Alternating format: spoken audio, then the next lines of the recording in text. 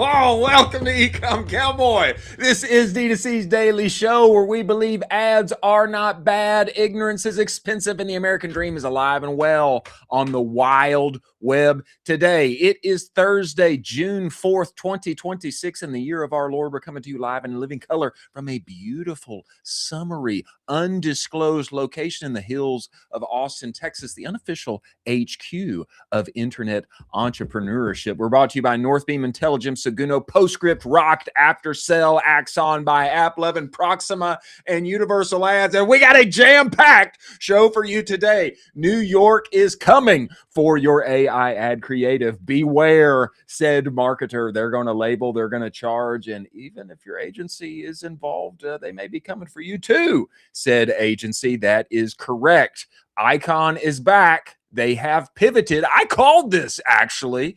They have pivoted from AI UGC to actual human UGC, fitting that they are in New York. We're going to dive into it. Is the Yap format over with? Oren Meets World says we've only got 90 days left. We're going to talk about it. And Rhino USA's surprising TikTok emergence and skyrocketing. They are building a 182-acre content factory. This is something that every brand should take note of. We're going to be joined by Alex Walser, the PPC Titan, owner of Savant Syndicate, a former strategist at ATTN. We had Justin Buckley with us not long ago. He is coming to us today, in addition to senior partner marketing lead Alicia Gahn at Rocked After Sales. She's going to be joining us, as well as our good friend Evan Weecha, Director of Strategic Partnerships at 829 Studios, hailing all the way from Boston, Massachusetts, one of my favorite places on the earth. As always, I am joined by my partner in crime, Colin Doherty. One Shot Doherty. Colin, get in here. Get inside this show. Let's go. Wow. I have to say, you are looking dapper in that pink shirt. It's a good color on you. Is that salmon? Is it pink? It looks This pink is pink, dude. This is pink. Yeah. You can pull that off, and you pull it off well. I'm not sure it would wear as well on me, but it looks good on you. New York State coming for everybody's AI ad creative. The day is upon us. Jack, I want to get into this entire thread of tweets here from Andrew. Of course, I want to read this first one, but want to get into the rest of it as well, because Andrew Foxwell is giving us all of the deets. He had this to say yesterday. This went nuclear here, 173,000 views. New York just became the first U.S. state, there might be more, ladies and gentlemen, to require advertisers to disclose AI-generated people in ads. It takes effect June 9th. Jack, we cannot see it here on screen. I will continue to read it. It takes effect June 9th, 2026. If you run paid media, you have days, not months, to take note and make adjustments. Here's what it actually means for your brand or agency. Continuing to read, tweet 2. Jack, if we can't see it, you can bring us back here and I'll continue to read. The law requires disclosure of synthetic performers, AI-generated humans meant to look like real people in your image or video creative. Covers images and video. First law of its kind in the U.S. New York is openly positioning it as a template other states will occupy. Interesting here, Colin, it says covers images and video. Interesting, it's covering images and video. Third tweet, the line that matters most, AI-generated people need a label. People need a label. AI-generated products, backgrounds, and wide scenes do not. A synthetic model holding your product, label it. A product only shot or AI background with no human, you're fine. Teach your creative team this distinction this week. Tweet 4, this is not just a meta thing. This law is channel agnostic. Same AI model creative running on Meta, Google, YouTube, TikTok, programmatic, CTV. It needs the disclosure everywhere it shows in New York. It's a cross-channel audit of every live asset, not a one-platform fix. Reaches any ad shown to people in New York, regardless of where your brand or agency sits. If you're based in Austin or London, it doesn't matter. If it's showing to New Yorkers, they can see the ad. You are in scope. And the people who enforce it is not Meta. Okay, the obligation sits on whoever creates the ad, the brand and its agency. Don't wait for a platform toggle. Compliance buck stops with the advertiser. Penalties are $1,000 for first violation and $5,000 each time afterward. Yikes. Disclosure has to be conspicuous. A tiny gray watermark hidden in a corner is asking for a fine. And the question now is, what shall we do? Colin, your thoughts on this? I have a contrarian take on this, and I think this is an absolute nothing burger, to be so honest. You think nothing's going to happen? No, I don't. I think this is going to go forward, and this is important. I just think this is a total nothing burger because I don't think the consumer at the end of the day really cares whether the content is AI or not. And so the disclosure, it's like, whatever. Yeah, like people should be putting disclosures already. We should have had this forever ago. I don't know why, like, this is such a big hoopla. It's like, yeah, you can't really just keep using, AI stuff and AI videos and pretend that they're, real people. I think it's totally fine. I think the consumer's not going to care at the end of the day. I think this is a net good for the consumer because now we're going to have these really bad kind of black hat people that are using celebrities and kind of these crazy AI personifications to move forward stuff. But I've already seen this out in the wild in the form of CTV, where they were pushing out ads and then they had the disclosure at the end of it where it was basically, hey, just to let you know, most of this ad was entirely AI generated. I didn't really care. It was just a funny ad. It was still really good. And so at the end of the day, it still comes back to creative and it comes back to, the integrity of the ad you're running. As long as the creative is good and, you're running your ad with integrity, I think you're all good.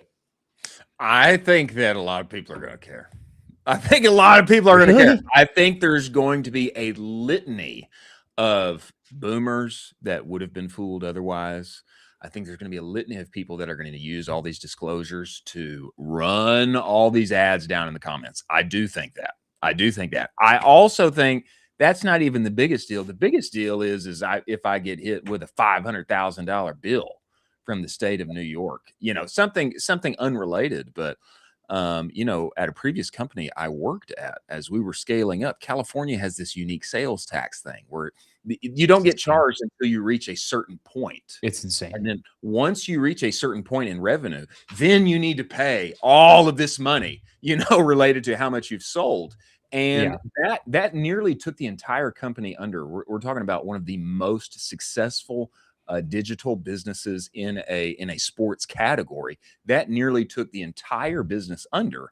That wasn't even a like, you've done something illegal, we're going to charge you deal. But I say this to say, if a D2C cash strapped, cash flowing, profit first, forward company gets one of these because their agency, happened to keep running with some creative that should have been labeled, etc., then that could mean taking some businesses out. That's what I don't like. That's the bigger deal. And everybody needs to take note, including agencies, including the brands, because there is some question about who does this ultimately go back to. And there's people in the comments here that saying, even you're an agency involved in the media buying, this could get passed back to you.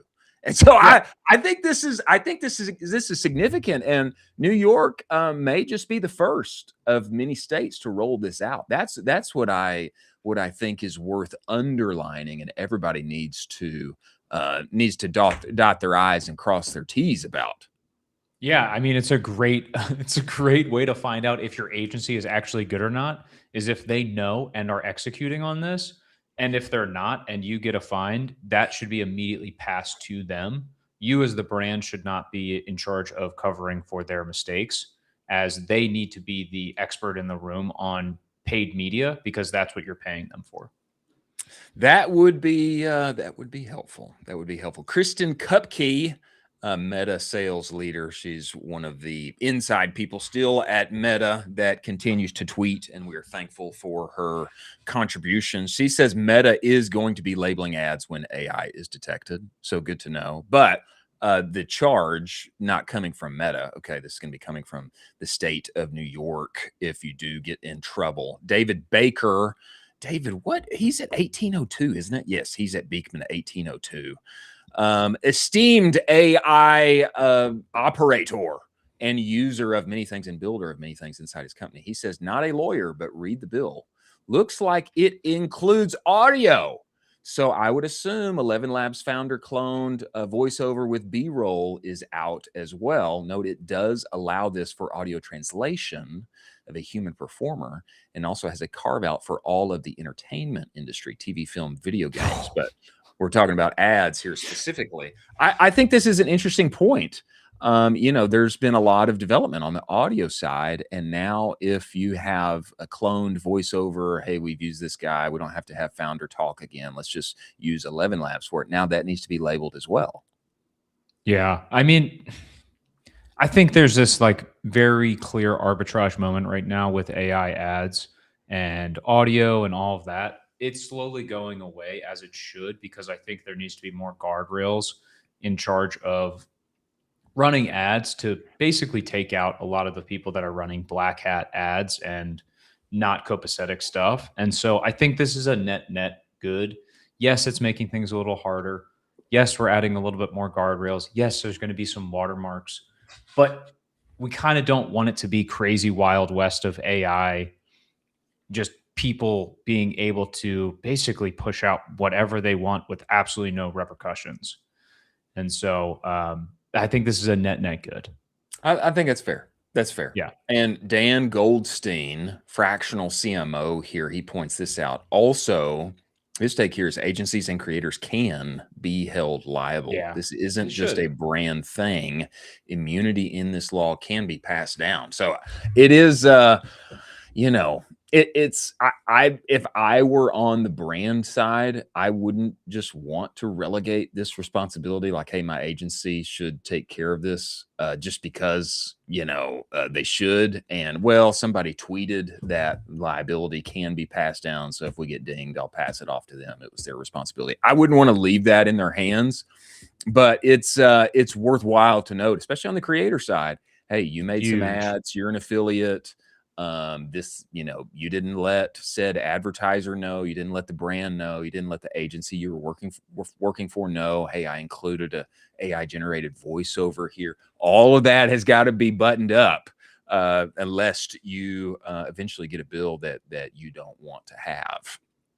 This could I think this could be huge for creators, to be honest with you, depending on the performance of the ad. So how intense these disclosures are on the ad could truly wreck the AI performance for ads. So as a flip side of that, human created creative actually performs a lot better. This could be a net positive for human creators. It could. It really could. And you know, we have seen we've seen some wins for the humans here. That's what I'm saying. You know, with the cost of tokens going up, and maybe our Claude Max subscriptions don't get subsidized forever. We have been seeing some wins for humans in the larger workforce. Maybe this ends up being a win for actual human creators at the end of the day too. Oren Meets World has this to say. We're going to cover another story from Oren later on. He says there's 2 responses to this from brands I work with. September campaigns for AI ads with New York excluded. Kind of sucks, but interested to see. So some people that he's working with, they're just like, we're going to exclude New York. Don't hit anybody in New York. That is like a real approach. Totally sure. And people try to do this with Texas related to SMS last fall, actually, when the wonky SMS law was rolling out. Postscript did the right thing and actually won that. Postscript. Shout out Postscript. Shout out Postscript. Let's go. Won that on behalf of all of e-commerce by actually going and fighting the thing. But this was a tactic that people tried to take. Can I just exclude Texas entirely? Turns out you couldn't. But one response here, September campaigns that use AI, we're just going to exclude New York. Number 2, just disclose it because 90% of it is obvious anyway. Oren says, not the deal people think it is for anyone not ultra gray hat who likely won't care anyway. I think it's fair. That's what I'm saying. It may not be that big of a deal, But there is a lot of hate on Instagram and Facebook and other places when people see, like, when anything is demonstrably AI. A lot of times there are in the comments, there's still a lot of seething about, get this slop out of my feed, etc. There is. It does exist. You better keep my Fruit Love Island storylines intact, okay? I better see those all the time, okay? We don't want those to go away. We don't want those to go there. Strawberry, is she going to get engaged to the melon? We don't know. We have to figure out next episode. Or Strawberry cheated on Mr. Strawberry with said boss Banana. Don't even get me started, dude. Then, baby came out of Strawberry Banana. You know how it goes. That devastated me. That episode devastated me. Devastating. As we move forward to our stories of the day, ladies and gentlemen, let us talk about the one and only Northbeam. If you are in your ads manager all day long, you know the problem. Every platform takes a little bit of credit, and every dashboard tells a different story. Meta says this, TikTok says that, conversion mine is, Shopify says this much in revenue, this much in ad spend. Who is telling the truth? Sometimes it's hard to know. That is what Northbeam fixes and solves with their own proprietary data. Starting from the actual purchase, the rebuilding the customer journey from real orders, real clicks, real verified ad views, and then they push that measurement back into the ad platform so they optimize on what is actually driving your revenue, not what the platforms think is driving your revenue. Start measuring what was previously unmeasurable. Go to northbeam.io, book your demo today. Many thanks for Northbeam being part of this show. Next, Icon, not gone. Icon is not gone. Okay. Kenan is still here and among us. Icon pivoted from AI UGC back to actual humans, and very relevant on the back of this this New York story. This came forth from Kenan's account yesterday. Kenan Frost. Anyway, let's read it. Icon is relaunching soon. We pivoted from AI UGC to normal UGC with humans in the loop. It's $399 for 6 human UGC ads filmed and edited 100% real, not AI. We find creators, ship product, coach, and edit to creators 3 ads each, one would think. Agency white label, we make ads for your clients. Ad Maker 2.0 software. So the software is still there. They do have the Ad Maker software. Apparently they have re-upped that, re-updated it, made it better. Full refund if you're not happy. Self-serve this with a 3-day free trial to get started. Alternatively, our managed service offering starts at $2K per month. Customize your deliverables, UGC statics, media buying, dedicated creative strategist, shared Slack channel. Email Kenan, puts his personal email there or DM him for a demo. He will personally demo some of these. Do you like this? I'm interested to see what happens here. Definitely going much more service heavy in the world of the merging of software and service together. Icon not gone, relaunching very soon. Absolutely. I love this. I love the fact that they're still battling it out.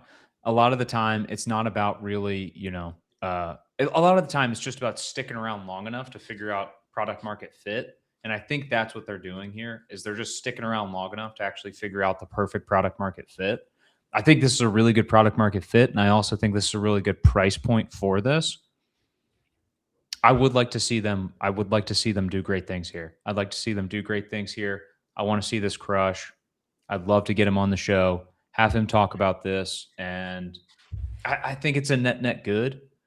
It's an interesting kind of dichotomy, though, because this is essentially an agency, but it's kind of it is an agency, but then he raised as a software company. So it's kind of this weird pivot where, like, okay, now you're evaluating me at an agency, potentially an agency. So it's a little bit wonky in that sense, but I mean, this could be an extremely profitable business.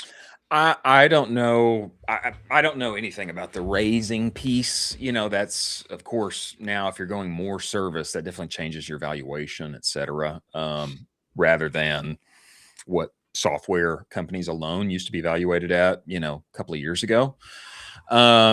I do think the price point's nice. 75 bucks. You know, get you a few UGC ads, get you 6 UGC ads, a couple of creators, different angles. Sounds like they're heavily involved in making sure they do a good job. Human in the loop. They're going to find creators, ship product, coach UGC creator up.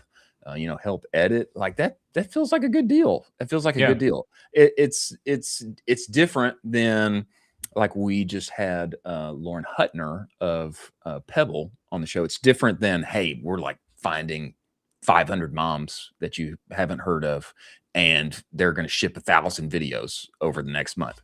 Different than that. But what I will just say is, you know, 75 bucks for a polished, finished ad that I didn't have to like spend my time coaching them up on and editing, like that's pretty cost effective. Like that's nice. It's a solid, I will say it's a great little test. It's a test you can run. And then if those ads are really helpful for your business, then you know you can double down on it. It's such a low barrier for entry to test this as a test for the business. And if the ads are really good, the creators are great, and you actually have this great relationship now with creators, double down on it. It's worth a test. It sounds like too, agency white label, they're willing to just, you know, be a partner inside of, you know, insert said agency. Hey, we got these people, we want to do some UGC with them. You can, you know, bring Icon in and they bolt on in that sense and help execute on getting said UGC ads for your clients. I mean, that's nice. I'm interested. I'm interested to see what happens here.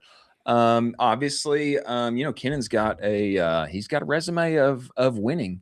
And so I like that. I like that they are continuing on and moving forward, and particularly seems very timely on the edge of New York's AI creative hunt. You know, it seems well timed with them pivoting back to, hey, like, you know, of course, we've got the stuff that we've developed and that we've built, and now we're going to help you get 100% real people and do it at a price point that you're going to love. And we're pushing into service much more. I find it very interesting. I love that. Yeah. And Kennan, you should come on the show and we should talk about it more. The Yap format, is it dying? Is it gone? Do we only have 90 days left? The one and only Oren John put out a very interesting playbook yesterday, and then had some things to say on top of that. Some things here happening particularly on Instagram that we have to bring into the story. But Oren released this yesterday. If you want to master yaps on video, you need the full playbook. Car yap, literally in your car. Have a drink, some swig, a little character, notebook yap. Your video notes are in front of you. You show them, refer to them. Whiteboard yap. I'd like to do some whiteboard yaps. Colin Doherty. Same concept, but delivers with authority because you got a marker. Newsletter yap. This week in my Substack, blah, blah, blah. With bro yap. I would like you to come here and we do some with bro yaps. Have someone sitting next to you, have some interplay, and then the graphic yap. One visual for every 2 seconds. I have particularly seen Oren do many graphic yaps. This is the playbook. Interesting point here that he says at the end, you may have only 90 days left for this playbook. Does that intrigue you at all, Colin Doherty?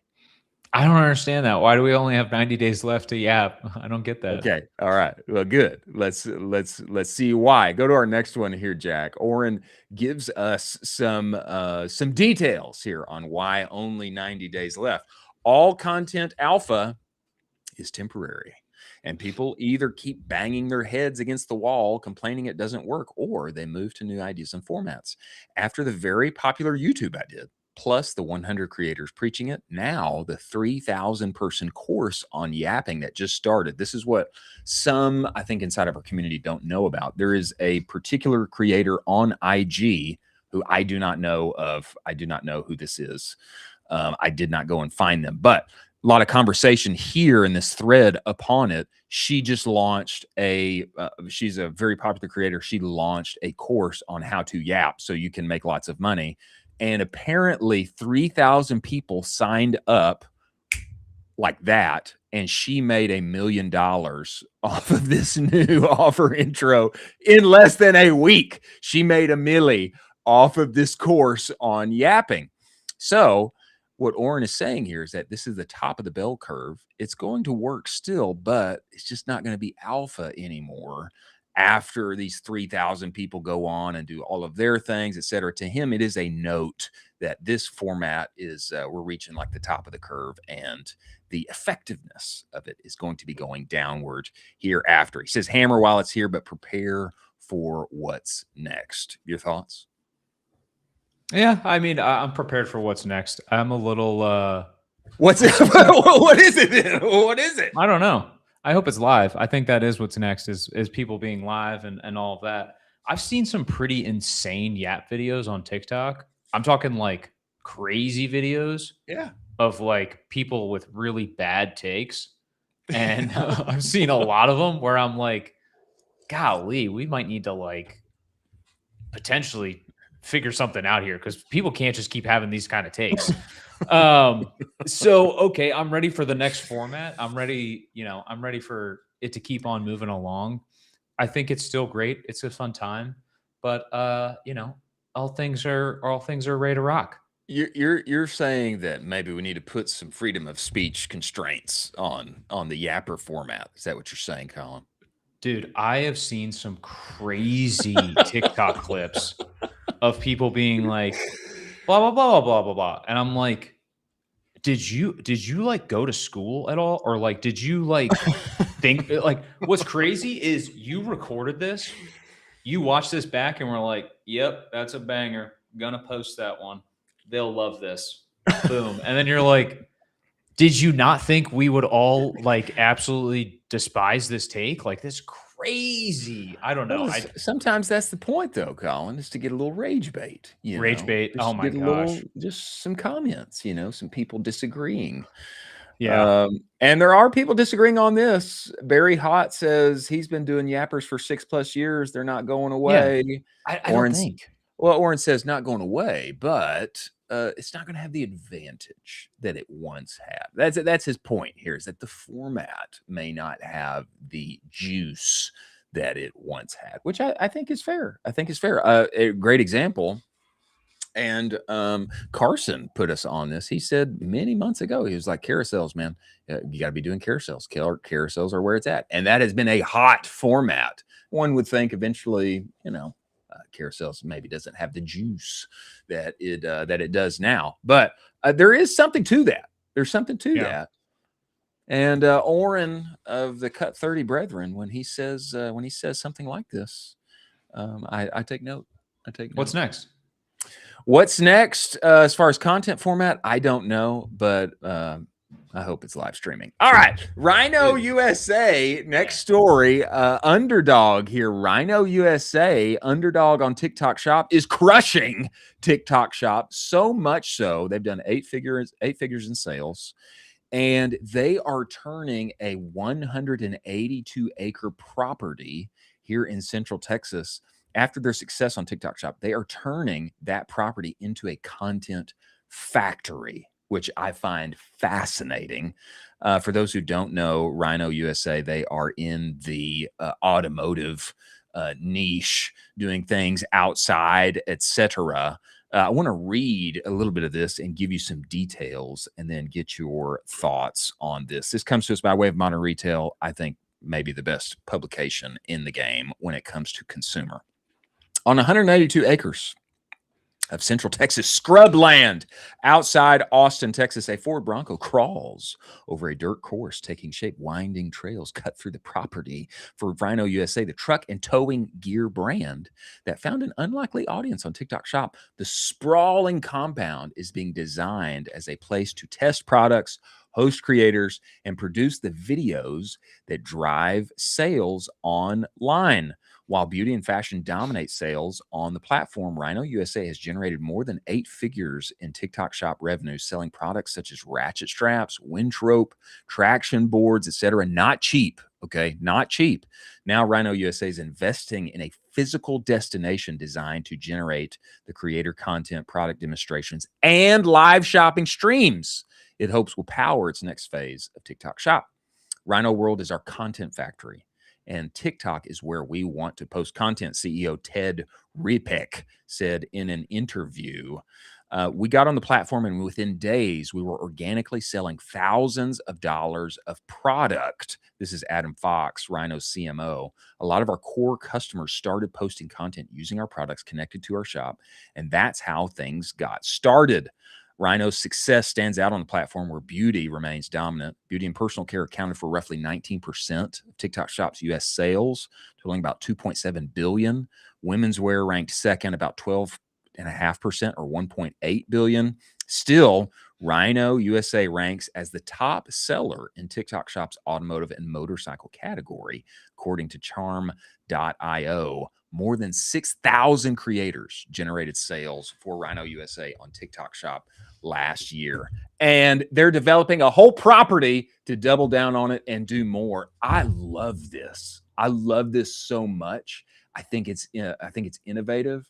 I think it's them taking a big bet on where they see extra juice in this next era of social commerce, e-commerce 4.0, et cetera, to the tune of developing a 182-acre ranch for the sole purpose of generating content. I love this bet, and I think it's going to pay off for them big time.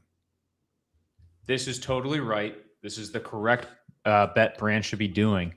We also should give flowers to the original who pulled this off. Maybe you'll remember a little show by the name of Rob Dyrdek's Fantasy Factory. Do you remember that show? Yeah, I remember Rob Dyrdek.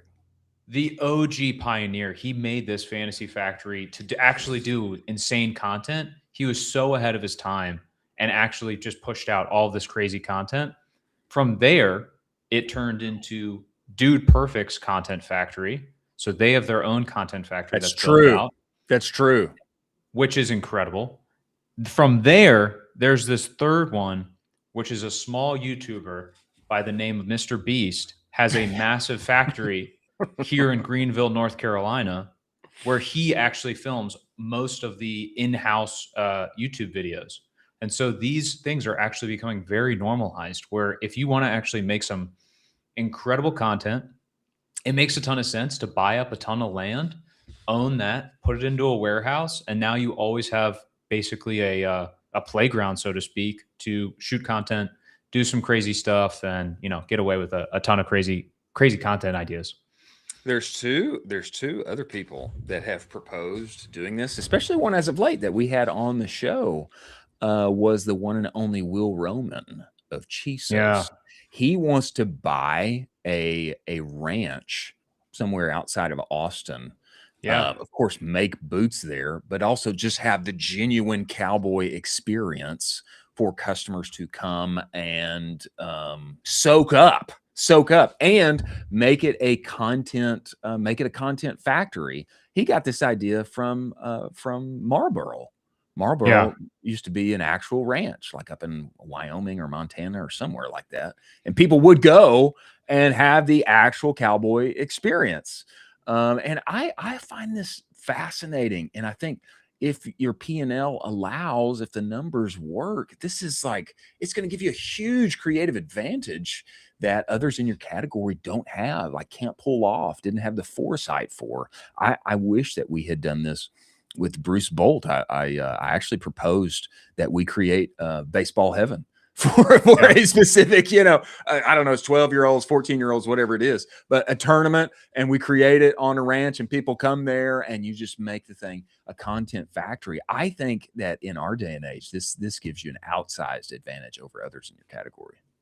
And there's content creators that are following this exact same playbook as well. Earlier this year in January, Jake Paul unveiled his Paul Reserve Ranch, which was a $40 million, 6,000 square foot ranch in Decatur, Georgia. Well, it's got to be bigger than that. Not 6,000, 6 million, something like that. 6,000 acres. Oh, 6,000 acres. Okay, acres. Yeah, that's big. Acres. That's big. Yeah. Huge. That's big. Huge. And he basically just uses it for insane content. He hunts out there. 6,000. A piece of it too is he's bringing VCs and like other founders into the ranch and basically just showing them an insane time on a 6,000 square foot property, 6,000 acre square foot property. I mean, it's just an absurd amount of land. It's when you think about that, that is half of Manhattan. Wow, that's big. In Decatur County, yeah, in Georgia. It's 8 miles southwest of Bainbridge. Yeah, 39 million 40 bucks, mil. 40 mil. 6,000 acres. I mean, that's crazy. Yeah. Well, I'm sure it's paying off for him. Yeah, 100%. I mean, plus, like he can just shoot YouTube videos, and because it's his property, he can do the most insane videos. Period. He can do Like crazy stuff. he can do unbelievable stuff. He can drift. He can hunt. He can do anything. So it gives these guys, the creators and brands, a freedom of like, well, you can't really tell me what to do on my own property for content. Like I own this land. I can do whatever I want on this. That's sharp. That's smart. It is. Yeah. I would love to see more of this, and I'm excited to watch what Rhino does. I have not been following them on TikTok. I'm going to go follow them and see what all they've been doing. And I mean, one would only imagine they're going to do more. A creator army, do more interesting live streams. I mean, the article details them building the company's retractable ratchet strap has gone viral multiple times on TikTok. One planned building will include, this is on the ranch, an 8,000 square feet building dedicated to live commerce production. So in addition to all of the great outdoors things, they're going to have 8,000 square foot just building for live commerce. Now that is a big bet. That's a big bet on live commerce. And let me just say, while I'm here, don't only do it for TikTok, do it for Whatnot. They should find a way to gamify and Whatnot and do this as well, especially if they're going to build an 8,000 square foot live production studio for it. I'll also say this, Chris. I mean, maybe this is a little bit, thinking the next step ahead.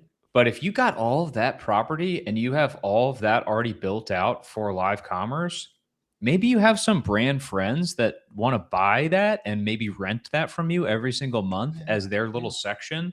Yeah. Obviously, don't do it with competitors, but like you have some brand friends. You rack up 5 or 10 of them every single month. You charge them X amount. I mean, pretty easy way to cover overhead if you already have this thing built out and you're already investing in it. Absolutely. Absolutely. Just a few friends. Well, we have the one and only Alex Walser, the PPC Titan of Savant Syndicate. I don't believe he is here with us yet. Is he, Jack? I don't believe he is. But he is. Oh, he is with us. He is here? He is here. Oh, incredible. I don't know how I missed that. Okay. Before Alex comes in here, ladies and gentlemen, let us talk about Proxima AI. Your buyer data already knows what ad you need to make next. You just can't read it yet. That is the problem. Most brands, they brief from instinct. Most marketers do. What ad performed best? How do I tweak it? And let's pass this off to the creative team. The problem isn't effort. It's signal and not having that signal from your actual buyers. Proxima changes that. Okay, reads your conversions across real shoppers from 2,000 plus e-commerce brands, shows you exactly who's buying what else they are responding to, and where your account has gaps. You just connect your Meta, connect your Shopify. Proxima maps every conversion back to its commerce graph, and all of a sudden you have real signal, and the gaps in your account become signal. Real buyer segments converting on your account. Instead of just briefing from a blank page, you start with a feed of creative briefs. That's what you want. First 3 briefs every month, totally free.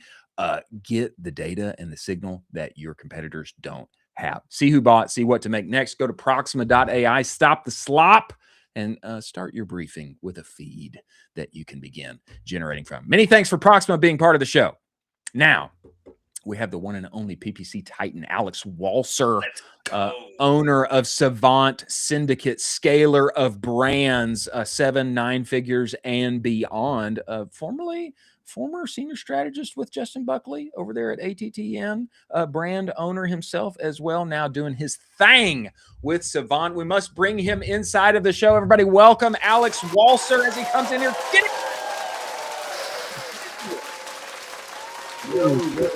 Guys. Alex, welcome to the show, brother. We appreciate you making the time to join us. Yeah, thanks, man. You're the Bruce Buffer of e-commerce introductions. I appreciate that. We try to do what we can, Alex, for people like you who are making it happen and scaling brands to the moon, brother. Alex, man, I'd love you to just start with a little background on yourself and, man, how Savant came to be, and, man, what's the edge you guys are bringing to the market and to your clients now. Yeah, man, love the tee up. And what's up, Colin? Good to see you again, brother. Good to see you too. Yeah, so man, been in the game for a little over 10 years. The path to e-commerce wasn't linear. I started out at a mom and pop shop doing a bunch of things, juggling all the fires, and back then it was like lead gen things. Teamed up with a couple different agencies. Last one you kicked off, Justin Buckley at ATTN. Love those guys.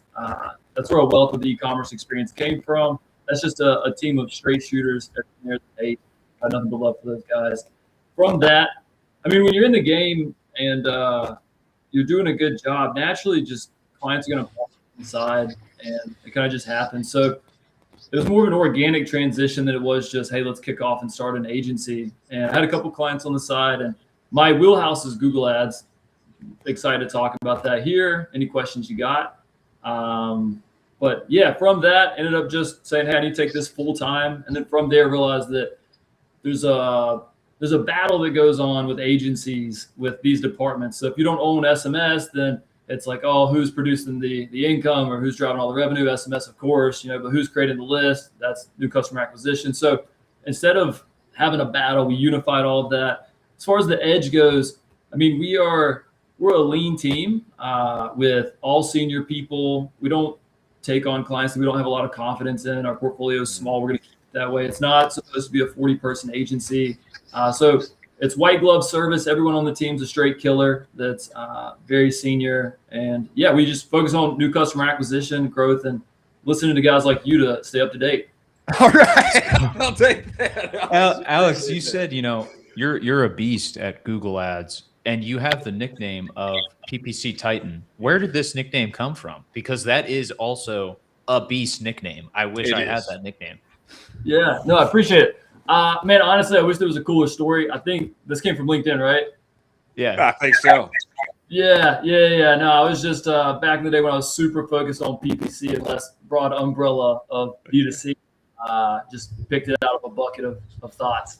So that's where that came from. Nice. That's awesome.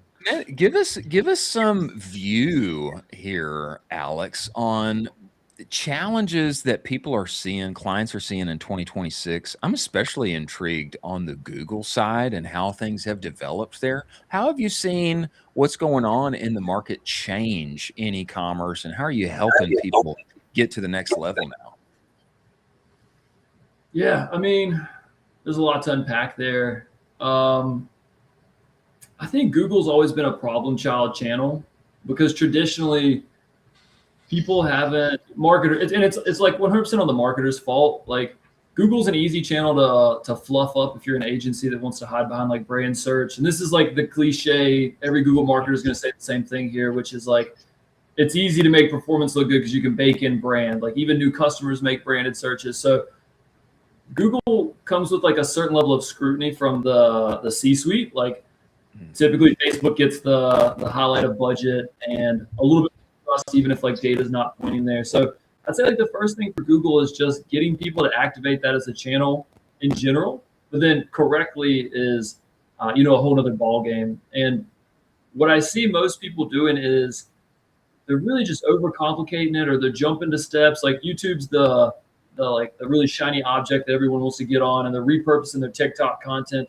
their Facebook content. There's places for that, and there's a lot of cool strategies. But like the number one thing you should do if you're an e-commerce brand is soak up all the saturation of search demand that's out there with your shopping and search campaigns, and then you move to opening up these other channels. Like it doesn't make sense to me to move to like a view-based platform to create demand when there's demand already out there and you just have to capture it. And that's like non-brand demand. So like that's like the very surface level, like what I see in a challenge in like our ecosystem with Google.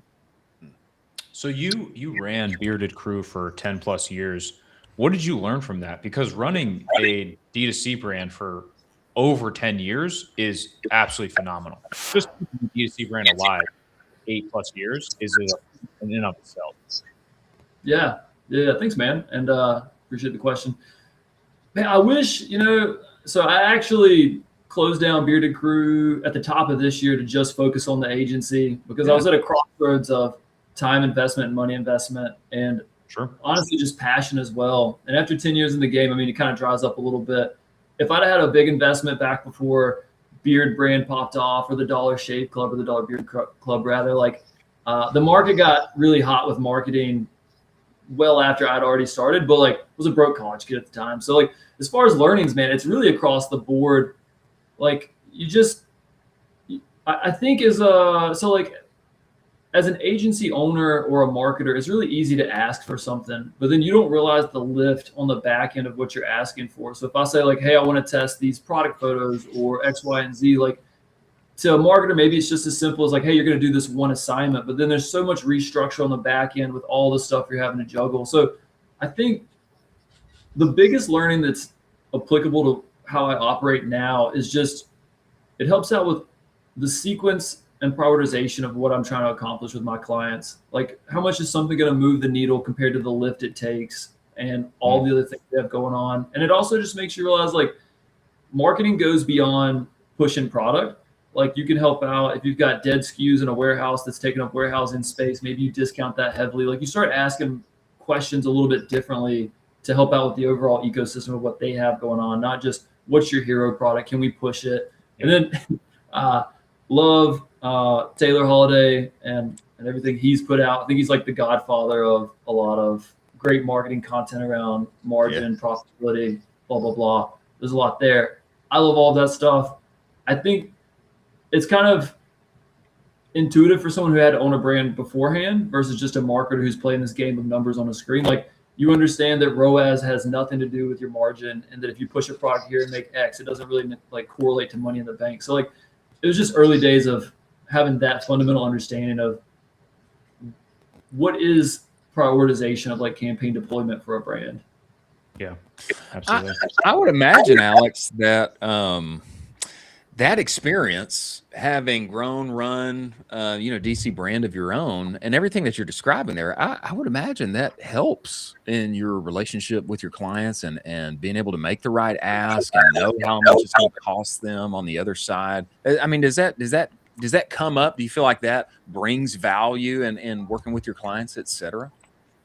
Yeah, for sure. I mean, there's like our industry is so funny with the terms it throws around. So like operator has become very popular over the last couple of years, but that's really what it chisels you out to be. You step out of like the scope of a marketer and you start realizing as an operator and marketer what is really, again, just important and how to prioritize that to the client and also how it translates into what you're doing.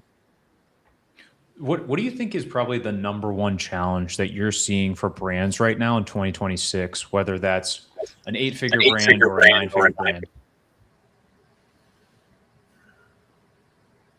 I still feel like everybody's dropping the ball on conversion funnels or pre-sale pages or where they're sending their cold traffic. We live in such a direct response marketing realm, and my agency doesn't do CRO work, but we obviously work with CRO people or are sitting on the side whenever that work's being done and have comments, depending on like the team structure. But I wouldn't call it a problem as much as I call it like a shining opportunity. Like the brands that really figure out the different cohorts of their customers and what experience they need based on how you're bringing them into the funnel versus, like a Facebook click for a new customer acquisition effort on a product is very different than someone making a search for a problem on Google.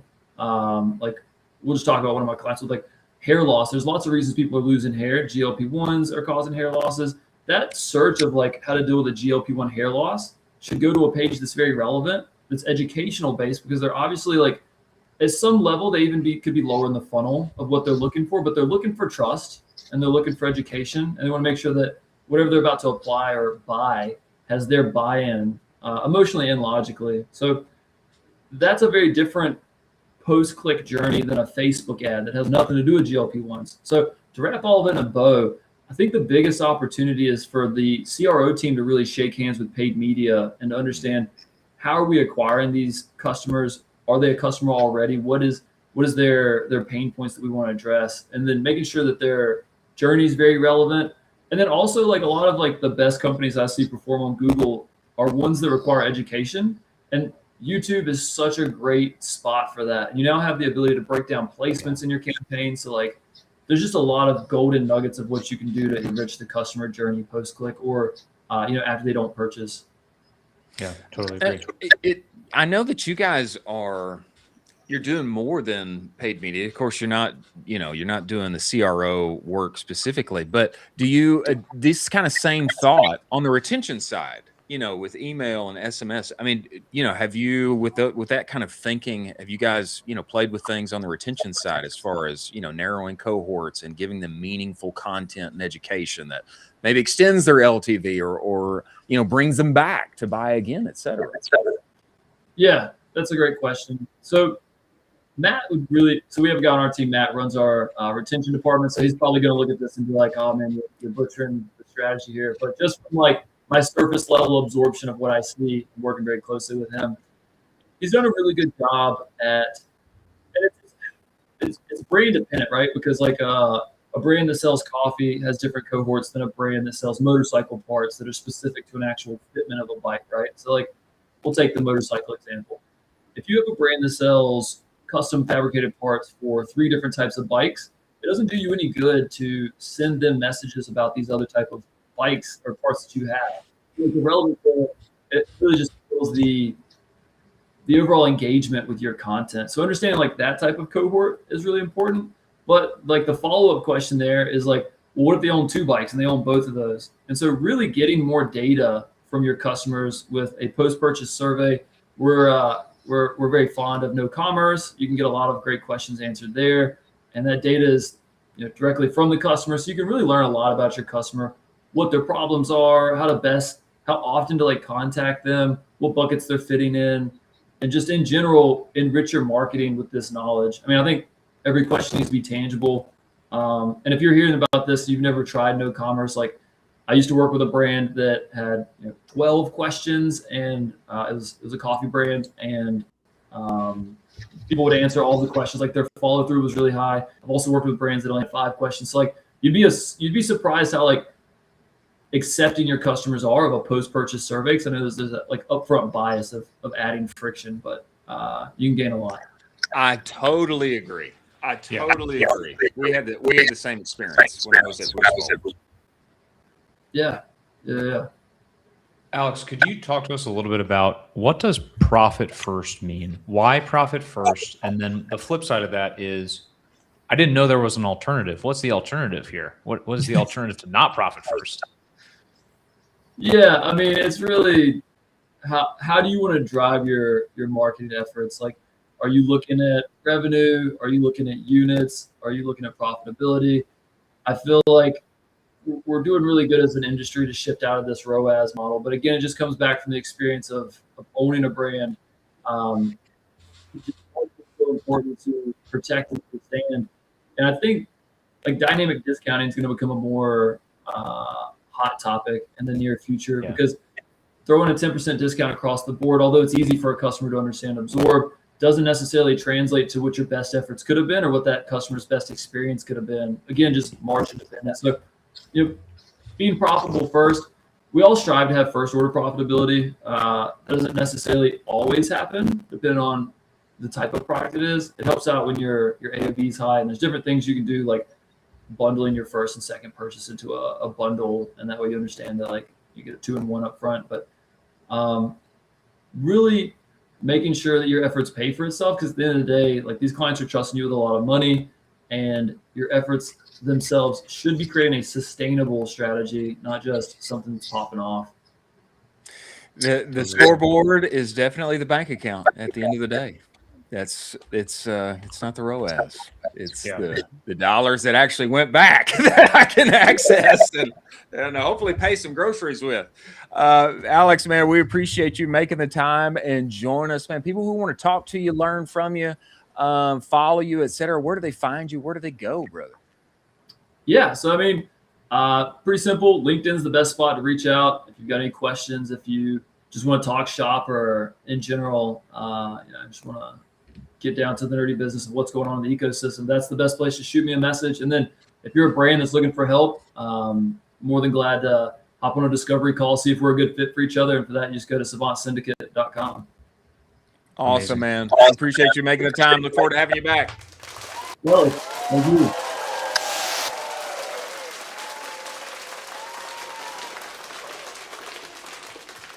Bank account is definitely the scoreboard at the end. Definitely the scoreboard. Yeah, I'm really glad we're moving away from this ROAS as an industry, where if you have high ROAS, sometimes that's actually not a good thing. That means you didn't spend enough money on your ads. That's true. To be so honest, people will be like, "Yeah, I have a 7 ROAS or a 6 ROAS." It's like, yeah, well, maybe increase the budget more. Like that's not good. That's not something you should be bragging about. Yeah, that would have been a good time to raise the budget. That is definitely the case. As we move forward to our lightning round, before the one and only Alicia Gahn, the ever so smart Alicia Gahn, comes to us, ladies and gentlemen, let us talk about Rocked After Sale. You know, most D2C brands, they are obsessed with getting the next net new customer, as they should be. But the real lever is making more dollars with the orders that you're already getting, making more profit right then and there. If you're doing 5,000 orders a month and you can sprinkle $3 to $4 extra on each one of those, wouldn't that be nice? Yeah, it would. That's what brands like Olakai, Cozy Earth, Groove Light, they are already doing with Rocked After Sale. Adding post-purchase upsells, downsells from the cart through the thank you page, and then stacking an extra 30 to 50 cents just for showing offers from brands like Disney Plus, etc. This is high margin revenue straight to your bottom line. No hit to conversion, no impact on your LTV, and you can be live within minutes. It is a no-brainer. Go to aftersale.com/offers. Get rolling with Rocked After Sale today. Many thanks for them being part of the show. Now, a little bit of lightning round here before Alicia comes to us. Have you seen this Anduril racing simulator rig? Did you know that this existed? Did you see this on the timeline? Is this real? It's real. Yes, this is real. It's real.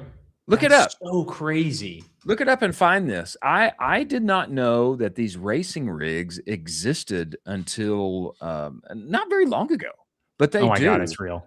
Yeah, it's real. Especially once F1 became super popular, and then like racing rigs went stratospheric. I actually know a friend who has one, not the Anduril one, but a many thousands of dollars racing rig for racing simulators. Wow, they did a collaboration with NASCAR, and so they actually have some sick gear here. They have the Anduril 250. They have, oh my gosh, they have this long sleeve NASCAR Anduril Industry. This thing's sick. This is nice. This is some good merch too. These look really good. You know, I don't know why Anduril needs to do a NASCAR collaboration, but is it tight? Yeah, it is. It's incredibly tight and awesome. Jack, pull this guy up. I think it's a great idea. Oh my gosh. You know what? I'm not the government. I don't need to buy Anduril stuff, but it makes me think they're super cool. And that goes a long way. They have an Anduril Industries motorcycle helmet. Jack, if you keep scrolling down. Yeah, scroll down, Jack. Look at that. Oh, look at that. That's so nice. And then keep going. Racing helmet, $600. They don't need to do this, but it's awesome. Yeah, they don't need to, but they can, and it's interesting. It is interesting. Doing interesting things gets you rewards in the greater market. I will be following along. Maybe not. I don't know if I'll drop 13 to 14K on the racing simulator, but it would be cool if you should go live from it. Nonetheless, wouldn't that be cool? What if we set it up in here when we went live with the racing rig? You're like, Chris, we got to cover stories. You're just like, nah, dude, I'm locked in. I'm in second place. I got to get there. I wonder if maybe if we got the racing rig and went live, maybe we could get Palmer Luckey involved. Oh, that would be cool. That would be cool. I mean, he is a gaming fan. That's why Mod Retro, exists, and he is bringing like the M64 to the internet world. Next story here from the one and only Chris Hume.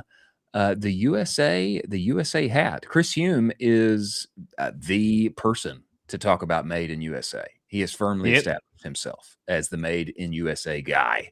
And he says with his arena hats, we are doing it. This was, he says tomorrow here, but this was, yeah, this was on Monday. This thing has already, the pre-orders have already gone live, and he's gotten quite a reaction. After hearing feedback, I decided to go with the 6-panel snapback hat. 2 important notes: it will not arrive by July 4th. You will get a $10 discount for pre-ordering. This will be the only time we do this hat, at least for the next year. I'll announce the site opening tomorrow on my account here in the email list. Hat details will fit most. Snapback closure made from 100% cotton. 6-panel, all navy hat. Logo is applique in off-white. Side logo, American flag with gold border. Back red label says Arena. And he's been working with Sandlot Goods to make this happen. I think that he got like nearly 1,000 pre-orders on this. Yeah, he crushed this. Absolutely crushed this. Very exciting. I have told him he needs to come on the show, and we need to make some hats in the USA. At the time, he said, "Yeah, I'm not quite ready," but methinks he's ready. If he's getting 1,000 pre-orders for his hats to roll off the line, the entirely made in USA hat, methinks it's time. Actually, when these things come, Chris should definitely come and talk about that and what else is to come with Arena. You know what this hat reminds me of? What's it remind you of? It reminds me of the movie The Sandlot. It gives me those kind of vibes of like throwing this hat on, going into a dirt baseball field, getting your friends together and getting that wooden bat and just hitting a nice little home run. That's kind of the feels right here. That's definitely the feels. That's definitely the feels. It feels like the Sandlot. And don't we want a little more of the Sandlot? Don't we want that? Oh gosh, yeah. I think at one time, You're Killing Me Smalls, which is from the Sandlot movie. I think that was the iconic quote for the millennial generation. It was voted as such. You're killing me, Smalls. Yeah. So, do we need a little bit of yesteryear, a little bit of that made in the USA kind of throwback feel? I think we do. And obviously the market agrees, which is why so many people have pre-ordered the hat. Absolutely. And don't forget about Smalls, the ultimate Riz master, with when remember when he jumps off the diving board for, I think, is that Penny Williams, right? Or something? I forget. There's a penny in there somewhere. It's a classic, but it's just that was so funny. Nostalgia crushes in 2026. There's something that we can cover tomorrow that is eerily similar to this. That is nostalgia. That is the feels. It's baseball. You'll love it. Nostalgia's crushing in 2026. We have talked about this. It'll still crush. Nostalgia's crushing. And Chris Hume is the proof. Next product here. This is a fake product. Okay. I did some research on this, but this one people are very excited about for the summer. Jack, bring this up. This is said to be a deal from Costco.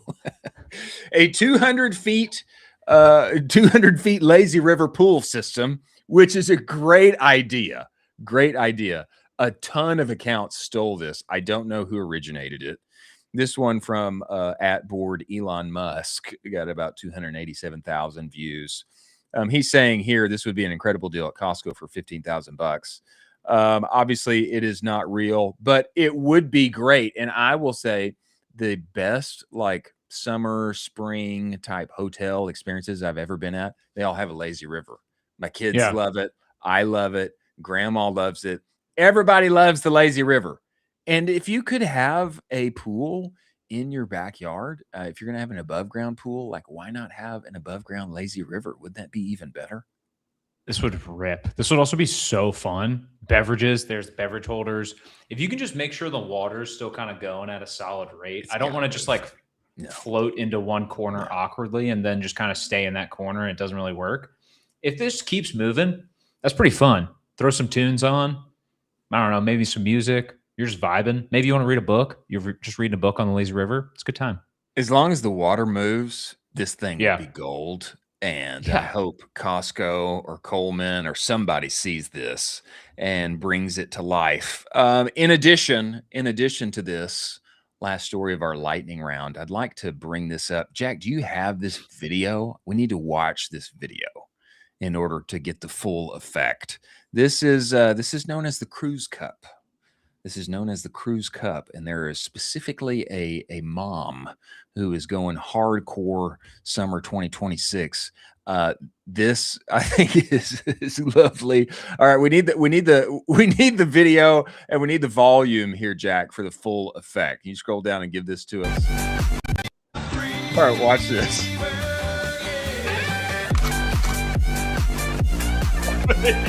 Yeah. Yeah. That's right. Look at this. Wow. Oh, so good. Epic. Now, thank you, Jack. Thank you, Jack. Now, who is not going to want the Cruise Cup, the double barrel Cruise Cup for summer 2026? This thing has got to be going like mega viral on TikTok. I have not seen it outside of this tweet, but to be double barreled there and just be able to switch the next one out and bring the other one up while everything stays cold. This is a great idea. This would crush for 4th of July parties. This thing flying off the shelves for 4th of July parties. This is awesome. This is a fun time. You love to see this.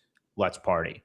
Yeah, actually, I just found it. It's on Amazon. How much do you think? How much do you think this costs? $30. Cost $10. Whoa. $9.99.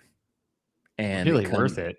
Comes in tactical black, comes in a veteran green, a military camouflage green, and I don't know if somebody just saw this TikTok and spun it up and put it on Amazon for $10.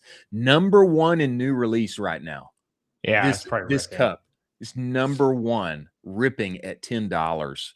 Jack says that Alicia Gahn is here and we need to bring her inside of this show. And I know that if Alicia knew that this cup existed, she would want one as well. Exactly. Exciting. And you can even get it engraved. Have a little USA 250th anniversary. It's exciting. That's exciting. Yeah. We have the one and only Alicia Gahn coming to us right here and now. Before she does, ladies and gentlemen, let us talk about Intelligems. What's the next idea that could change your business? Wouldn't you like to know? Yeah, you would. Maybe it's a price change. Maybe it's adding subscriptions. Maybe it's a new bundle strategy or an app. It's hard to say, but discovering and testing those high growth opportunities, that is exactly why Intelligems exists. AI-powered testing platform. That is what it is. And it helps you find the changes worth making that are going to drive dollars into your pocket and affect the P&L, the bottom line, very well. If you're looking for your next big idea, they have you covered. Go to intelligems.io/audit. In just a few minutes, you'll have 3 ideas that you can test today. The AI-powered audit is completely free. Go to intelligems.io/audit. Make it happen. Many thanks for Intelligems being part of the show. Now, we must bring the one and only Alicia Gahn, Senior Partner Marketing Lead at Rocked After Sales. She has been in our game for a long time now. And she has continued to take after sale up and to the right. And we've got to get her mind share and help us all take the no-brainer offer of making more money on every single order that takes place. Everybody, welcome inside the show, Alicia Gahn. Get in here, Alicia. Get in here. Get in here. Wow. Way to come in as an entrance. I love this. Yeah. Oh my gosh. This is great. I love this setup. We have to do our best for one and only operators like yourself, Alicia. We appreciate you making the time and joining the show. Friend of the show, helper of making this show happen every day and in every way. We appreciate you making the time to join us. Absolutely. You know what, Chris? It was so funny. I was just looking at you like flipping your cards earlier. I actually thought you have it like printed out, but it's all written, which is insane. Like this is crazy stuff. It's written. Yeah. This is crazy we take it stuff. serious. It's serious. We're serious here, Alicia. And I love it. You know, I don't know if it's just because I was born in the 80s, but there's something about the actual paper and the pen. You know, there's something about it. And I don't know. It gives me those nostalgia feels. You know, Alicia, I didn't know if we were going to be able to make this happen because, you know, survey says rumors are that you were just somewhere in like Miami with F1 and you were, rubbing elbows with the big wigs there and all of that stuff. Can we get some details on Miami F1? What all that was like, everything that went down?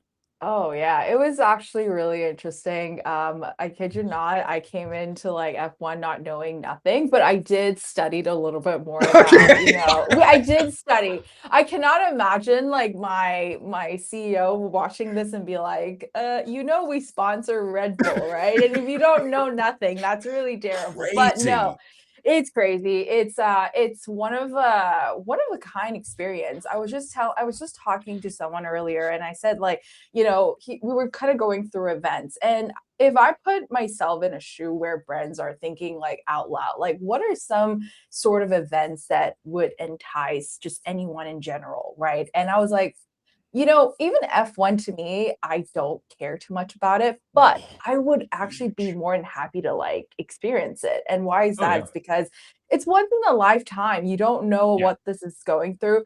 I do want to say I salute everyone who, as a fan, loves F1. Like the amount of walking, the amount of like standing under the sun and like the sweat and everything. I'm like, these are like true fans. And what do you see in like an hour or two? It's just the car's just like running through, and I'm just like, that's so fast. But I mean, I get the adrenaline, I get it. And like, I think that game was, not game, sorry. See, I'm talking about sports right now, but I do enjoy sports. The race, the race is just, it's great. Like the race was just so like, it was one of the best one. I think it was kind of like in between like everyone else. It was like Kimmy, and then we've got like Lennon, we've got like, Max, and even Charles. Like everyone was just going crazy with like just a number one spot. So it was really one of the best experiences, not gonna lie. I thankfully I had a brand who really was like passionate, and he was explaining it to me. So this is the best thing ever. Like I love it. How about just a little subtle flex for everybody here, Colin? Rocked gonna make you some more money on your website. Also, Max Verstappen is on the team. Oh yeah, you know what I'm saying? I mean, just a little subtle flex. Just a little Max flex for everybody. That's incredible. That's incredible. Well, we are glad that you made it back and that you made the time and you are with us here. Give us a little background for everyone who doesn't know. For everyone who doesn't know, of course, we talk about it every day here, Alicia. I think Rocked After Sell, I think is one of the biggest no-brainers inside of e-commerce. Yeah. For those who don't know, though, just Google Earth out and just give us a little perspective on what After Sell does, why everybody should be on it. Just Google Earth out for a little bit. Yeah, Google or go to aftersell.com. That's also easy. But honestly, like we are one of the platform for Shopify ecosystem that helps brands to basically increase more revenue and AOV. And that is like our bread and butter. Like when I first joined like 3 years ago, actually tomorrow's like my 3 years full on. Is it really? Yes. Congrats. Pre-acquisition and then now post after 2.5 years ago. Like it's just been insane, it's great. But just to come back, like I mentioned, we're all about after the cart, right? Everything is all about upselling, cross-selling. And then on top of that, what Rock comes in is like with this additional third-party offer. I am pretty sure all of you have heard of it or even seen it in real life. Now, let me bring back to old school, Chris, because you love old school. I'll give you old school. So if you have been to Shop Talk, anyone and everyone have landed to the biggest airport, and what happens you see when you get out, even before you get out, you always see this like Shopify billboards and like Shopify stickers and just like advertising about Shopify or just anyone else in the ecosystem, right? And is it relevant when you're thinking that you're at the airport? Is it relevant to have all these considering advertisers, right? It is for some of like 50% of us who were attending for Shop Talk.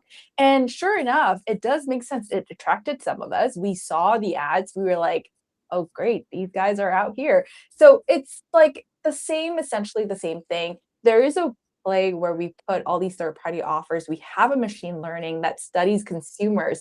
When you're shopping through, I just put Grants as an example because I can see Grants behind you right now. And Yeah. so let's just say like you're shopping for their supplement gummies, and sure, while you're having all these delicious gummies, we will show you things like HelloFresh, Disney Plus, and all these Netflix, Hulu, or think about Apple, anyone else. But consumers is like myself, when I look at, for instance, like HelloFresh, perfect because it's summer, perfect timing. Yeah. We want healthy, and that is a great way to track. I've never done HelloFresh in my life. I cook all the time, but there are days that you don't want to cook. It's a great way to showcase that there's a great discount. So what is this for everybody? Win for the consumer, win for the brand, win for us because we want to make sure that everybody gets more money out of it. So not only that, but you get a great offering. So that's one thing that is great about Aftersell is that all our journeys are just more and more ways to help brands to make more money. So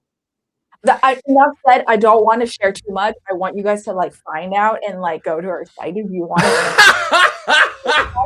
Well, I will say too, I mean, you've had some crazy brands do some crazy numbers on Rock Aftersell. Could you talk a little bit about that? Because I feel like you're underselling it a little bit, where I've talked to some brands who are friend owners and it'll be like, yeah, we just turned on Aftersell and we made $15,000 this month. Oh my just gosh, like not even, yes. We had somebody on the show who just and an afterthought, he was like, oh yeah, we just turned that on and we made $15,000. We didn't even do anything. So. Yep.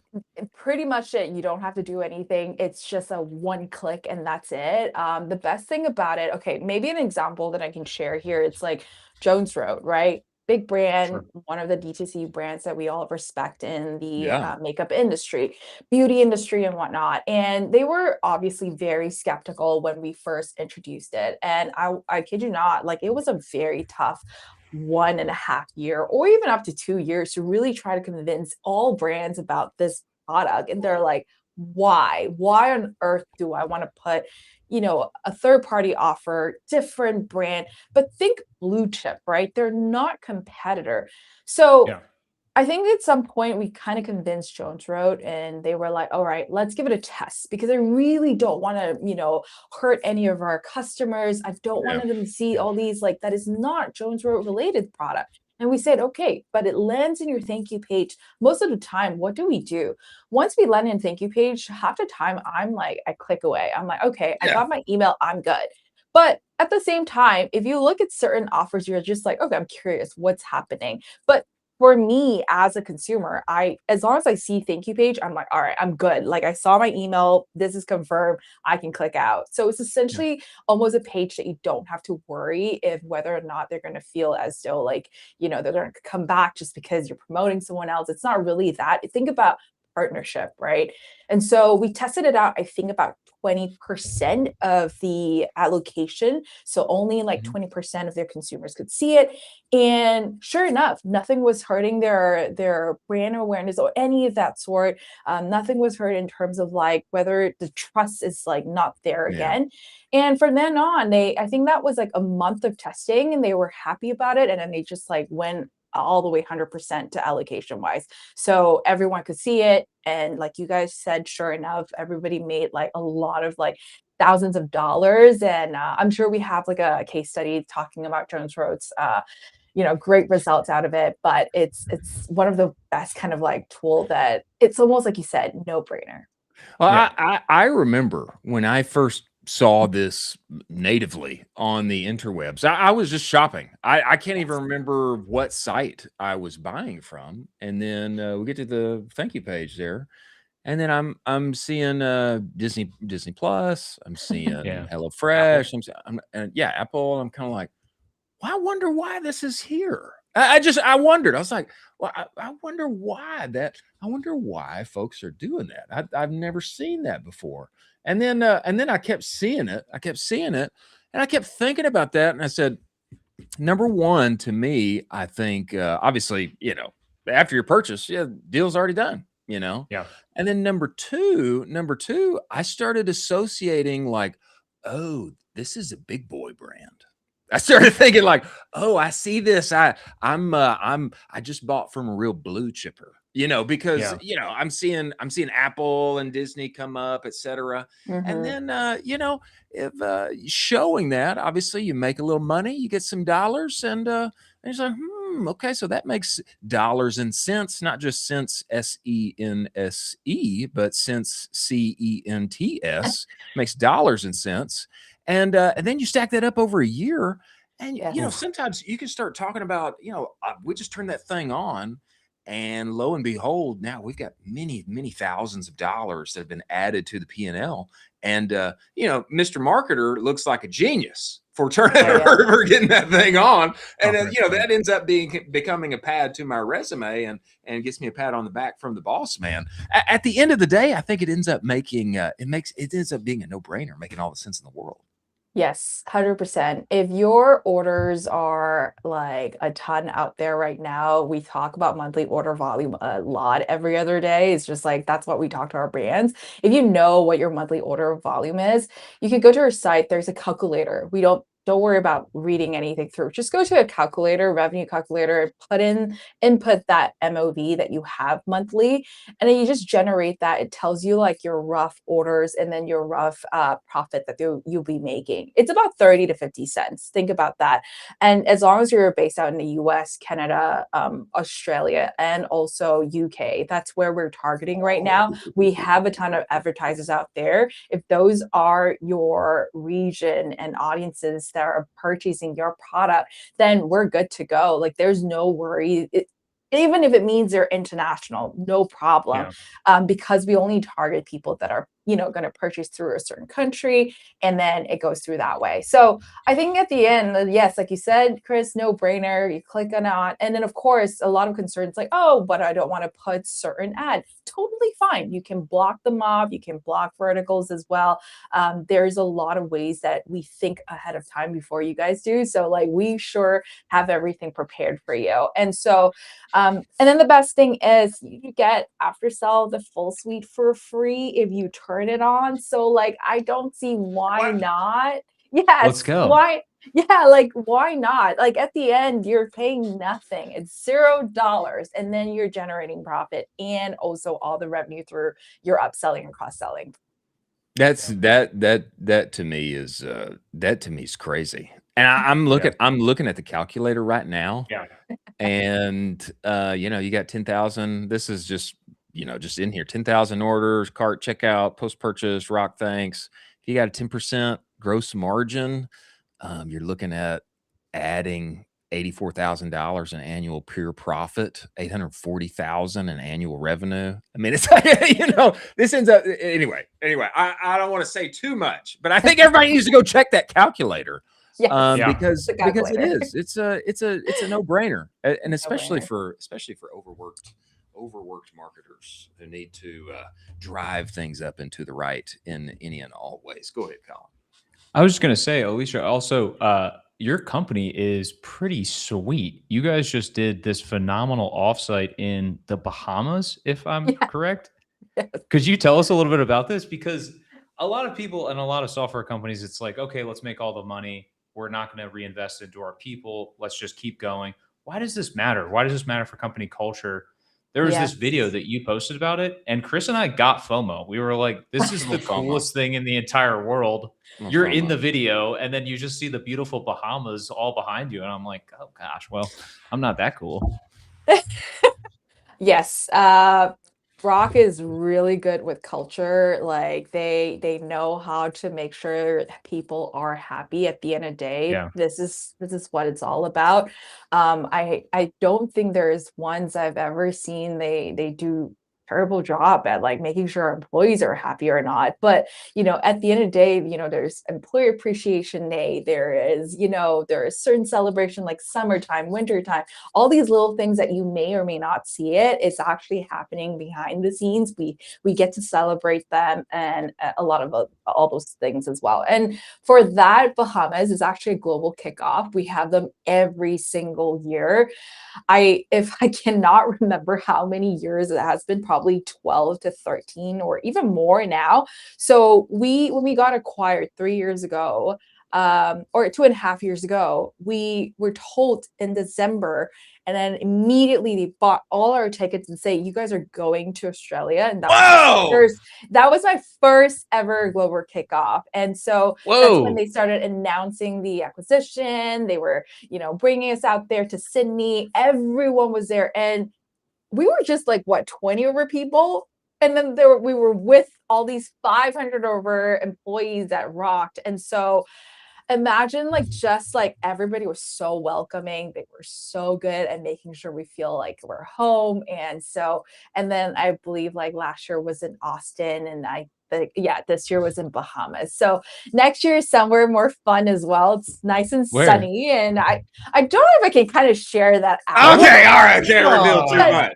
No, I don't know I can share it, but I can say it's sunny and it's nice as well. Nice. It's also really going to be fun. And so, it gets people excited every year just to know that there's this amazing thing. And they really curate it so well that it's full packed of 3 days of just lots of learnings, lots of what are we planning to do for this year. And so that is the whole game plan. And then on top of that, there's a lot of fun activities for us as well. So they really know how to do it. Well, Rock must be doing well and making everybody money everywhere in all ways. Yes. And I will just say, I'm just putting this out there, Alicia. I do think Max Verstappen is going to come to Austin at some point. I think he is. I mean, he is. There's a race. There's a race here every year. And I know I live here. I live here too. I'm just putting that out there. I'm just putting it out there. And anyway, we'll see what happens. Maybe we'll have a little gathering here. Alicia, we appreciate you making the time to join us. I think everybody needs to go and check out this calculator. Tell people where to find you, where to follow you, where to talk with you, where they should go. I think they should go to aftersell.com/offers, but all of the things. Where should people go and talk with you guys if they want to? Hey, you can go anywhere, all sorts that you can find us through. Just find me, or you can even find me through LinkedIn, whatever works for you. I'm on Twitter as well. So I guess I call it X right now. But hey, you guys can find me anywhere you want. And I'm more than happy to assist you and bring you to the right people, because I want to get you guys the right folks to talk to. And you guys will have a lot of fun to learn more about it, how to make more money.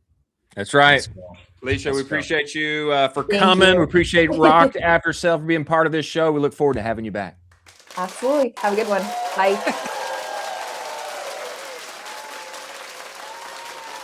She's great. Unbelievable. She's unbelievable. Great. I will say too,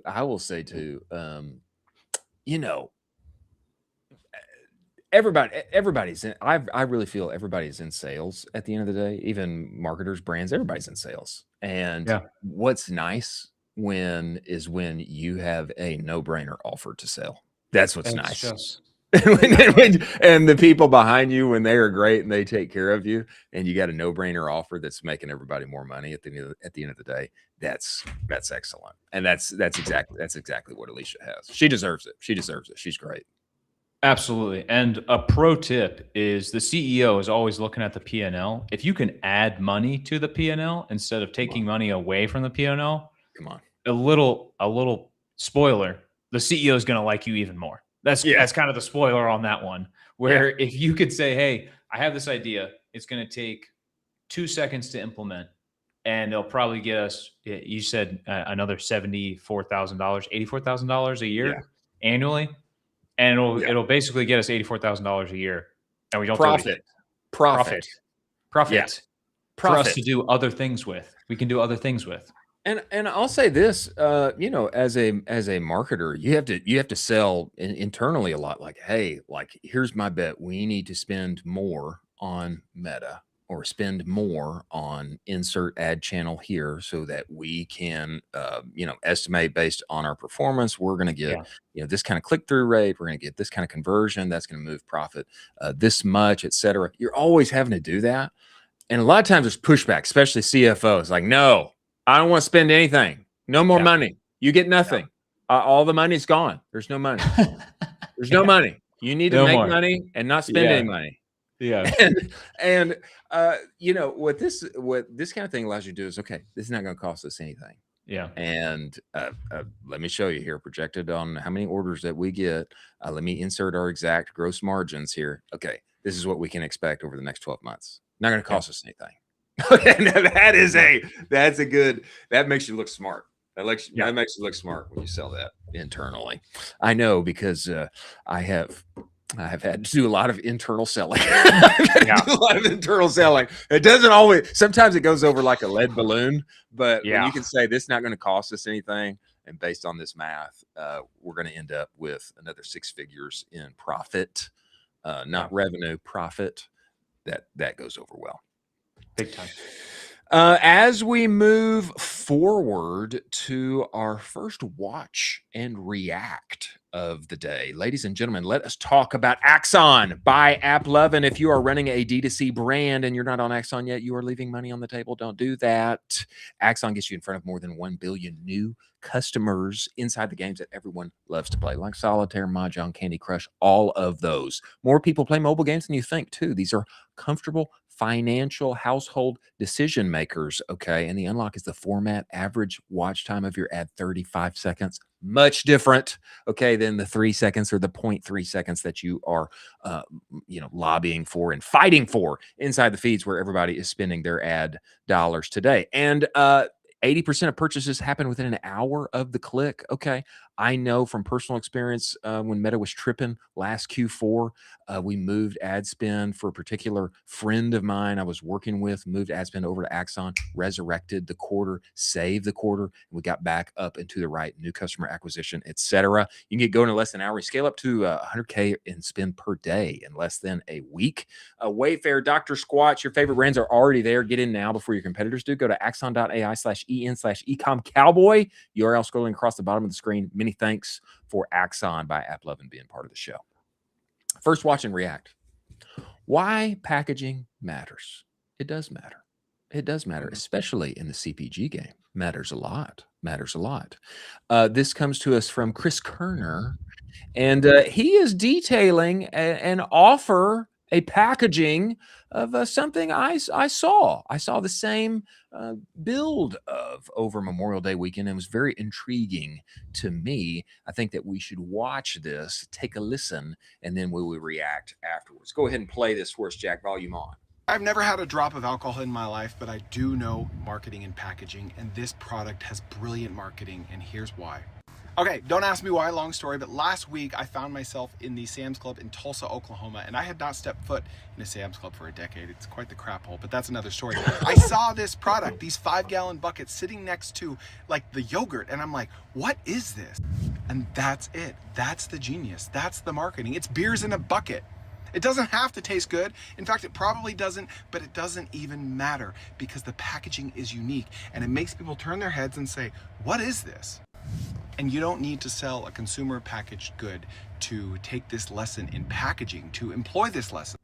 You can package anything differently, a website, an agency, anything. Package your pricing differently, your offer, your framing, how your website looks. Why is 5 Hour Energy a billion-dollar brand? Because the founder said, I don't want to compete in the coolers next to Monster, next to Celsius, next to all those other brands that didn't even exist back then. I want to be on the counter. I want to be right there. I want to be my own thing, different packaging, different location, and they won. Follow me for more stuff like this. Okay, I saw this, Colin. I did not see this. He's detailing garage beers here in Sam's Club being sold in buckets that are branded as garage beers.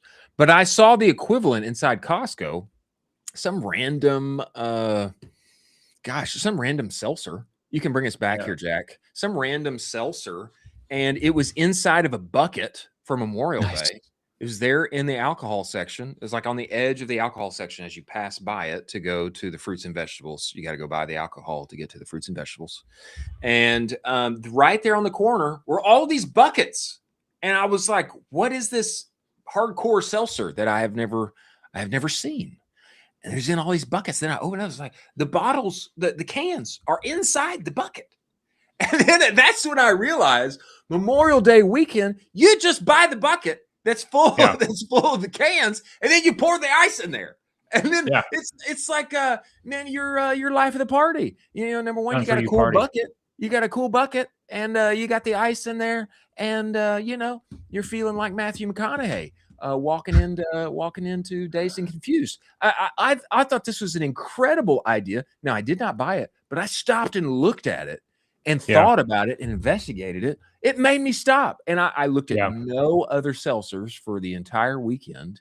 But that bucket, it made me stop and look at it and think about it. I thought that this was a great point Chris Kerner made. Yeah, absolutely. I think more so too, this is more a lesson in sticking out in the sea of sameness. So whatever your market and category is doing, you don't have to do just that, because basically what's going to happen is you're just going to look like every other piece of plain pasta that is around. You need to have some type of differentiation, some type of unique offer, some type of creative thing, some type of interesting thing that you can offer. And then boom, you're sticking out among the thousands of other brands that are in the space. I have an idea right now that I even hesitate to say out loud because it's so good. I don't even want to say it, to be honest, because this is somebody's going to make $1 gazillion with this, and it's probably not going to be us. I don't think that we are going to go into the alcohol business, right? You're not. No shot. No shot. Well, okay. Here's my idea, and it goes off the back of Garage Beers here, which is a goated name, especially if you're from the Midwest, like the Kelsey boys, who Jason Kelsey is the face of Garage Beer. This was a Garage Beer bucket. You know, I don't think they'll stick with this. They're going to sell their beers in the normal cases, but a special deal for Memorial Day. Okay, somebody needs to make beach beer, and they always are sold in the buckets, always. And beach beers are always there. And you can go and get them, and they're in the bucket, and everybody knows you show up with the buckets. You buy the ice and the bucket from the gas station, and no cooler needed. And then it becomes like a whole thing, like in the fraternity garage. You've got like how many buckets are like piled up, you know, against the side of the wall. Like you make furniture out of them in the living room. This is a great idea. Beach beers. I'm a huge fan of this. Let's rock and roll with this. Let's make $1 billion. Happy Dad would crush with this, by the way. Right? Happy Dad should immediately take this from us, specifically you. I'm not going to even pretend that I came up with this, and run with this like no other. And then all the content around this would just be fantastic. Hey, we need to go to the beach and film content for our beach beers bucket. Oh, cool. What do? We just party on the beach. Great. I'll bring the camera. Yeah. Beach beers or you could just call it beer bucket, and you just sell. It's just a, you know, I kind of like beach beers better. Really. Beach beers feels good. Yeah. Bucket o beer. Bucket o beer might have something to it. Beer bucket. I don't know. But I definitely like beach beer because it's got like a location to it, and it's got like the travel. It's got the travel thing with it, and it's like, you know, if I'm going to the beach here in Texas, I'm going to South Padre Island, you know, and like what am I going to get? Like, we're at the beach. I'm like never here. Like, what am I going to get? I'm going to get beach beers. I mean, it's like what it's called. That's like what you drink at the beach. You drink beach beer. So like you go and bucket and you pour the ice in there. This is a great idea. I love this idea. Run with it. I'm not going to. I'm not going to, but somebody should. Somebody should. Unless you want to bring Colin and I on as advisors, and for sure, give us a little slice, and we'll help ideate and advise. We can do that. We can make that. I still think Skippy's should be a main marketed drink. What is Skippy's? So this is like what our fraternity made as like the drink for the fraternity. Okay. And it's basically like blackout juice in a cup, but it is It's a 30 rack of natural light. So you're putting all of this into a big old cooler. 30 rack of natural light. Dump it all. Dump every single one. Dump the entire handle of Ricola vodka in there. Oh. Dump that whole thing in there. Oh, this sounds horrible. And then get 2 Country Time lemonade mixes, the powder kind. You dump both of those in there, and then you mix it all up into one cocktail. No. It's the greatest thing you lost me. You lost me at mixing the beer and the vodka. Like you won't even taste it. You won't even taste it. You won't even taste it. It's so good. Here's what I'll say to double down on my beach beer idea. What is like crushing right now is the apple flavored Natty Light. Natty Light, debuted like an apple flavored something for the summer. I didn't know that they did this. They do though. Yeah. Beach beer needs to like always have all the flavors. Apple, like whatever. Shandies. They need to go like full flavors, So you get like the traditional, you get the traditional light beer crowd, and then you also get the give me some summer flavor. I'm at the beach. Like you get the shandy route too. This would rip for Shock Top, honestly. This would rip for Shock Top as a brand. Shock Top, come talk to us. I already gave the idea away. But anyway, beach beer, and sell it in the bucket. You got to have the bucket. Put it in the bucket, sell it in the bucket, and Corpus Christi, these would rip. And Dirty Myrtle, Myrtle Beach, these would rip. These would rip.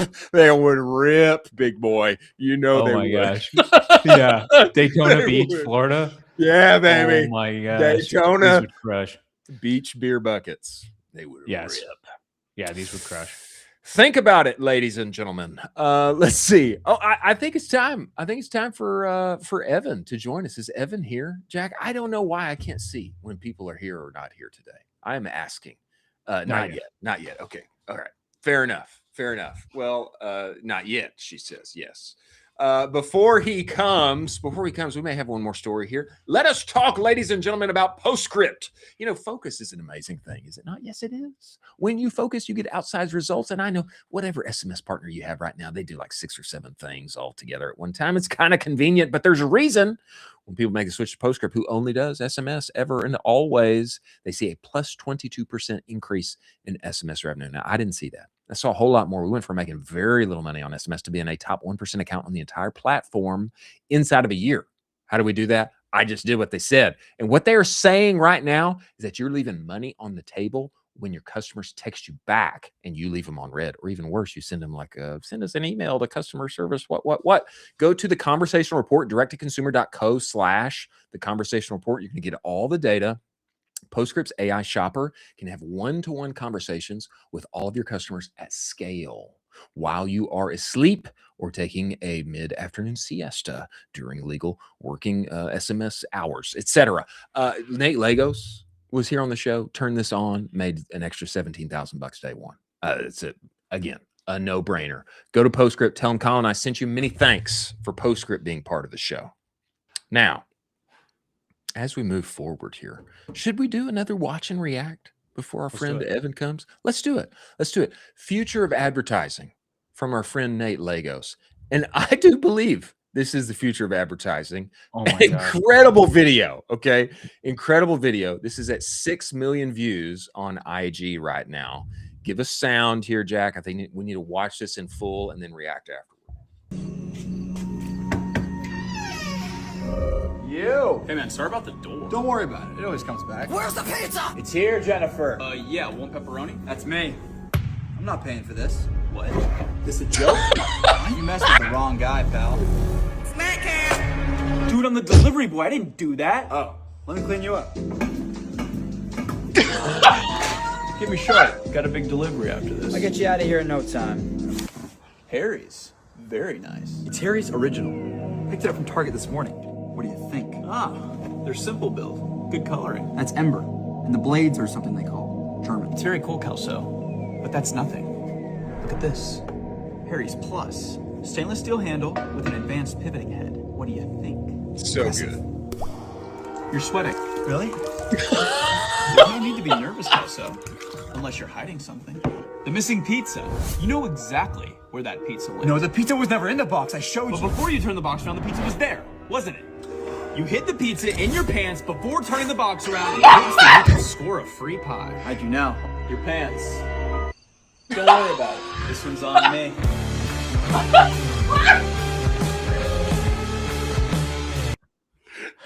Dude. How That is too good. Too good. How do you come up with that? I don't know. I don't know how Like- you come up with that. Like, what part of your mind are you going through where like that Oh, is coming gosh. out of it? It's like so good. it's so good. It reminds me of Aiden, who we've had on the show from No Boring Brands. Yes. It's like it's the idea of like clay, you know, the clay in Austin. He's like making clay. It's like, how do you come up with that? Eating clay. You know, It's all the like- things. There were like 7 of those ideas in that one video. Yeah. And it was insane. It was amazing. Yeah, the way this like style, I don't know what to call this style, but I have seen it several times.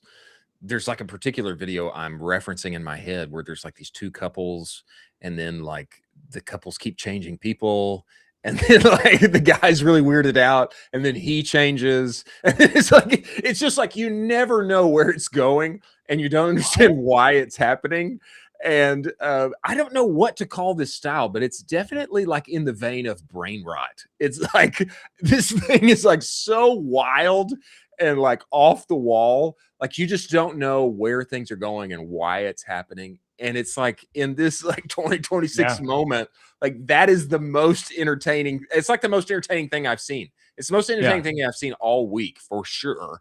It had me locked in the whole time. And the fact that they even brought it back to the rando like pizza thing with like the Sherlock Holmes, and then he walked out. The pizza was out of the other guy's pants. It was on his head. I mean, it's just wild. It's wild. It's like, I don't know how you think about this, and I don't know how you go through that mind of creativity. But whoever came up with this, you need to keep them on your team and let them do all your ideas. And basically, if I was on their team, I'd be like, cool, here's a secondary account. Whatever ideas you have, just do any of them. Just do it. Green light. Here's our secondary account. Green light, please. Yeah, and we'll pay you both $250,000. You know, I mean, it's like just think about like if they have more ideas like that and they can just keep rolling it. Like, how much is that worth? You know. Also, that was a lot of work. To be so honest. It was a lot of work. Like people would be like, "Ha ha, that was super funny." You know, all that. All of that was a ton of work to put all that together. Just thinking about the pants, like figuring out that mechanism of the pants so they open up and the pizza can slide in, is like that's a whole contraption. You know what I mean? It's like, hey, we got to figure out. We have this thing.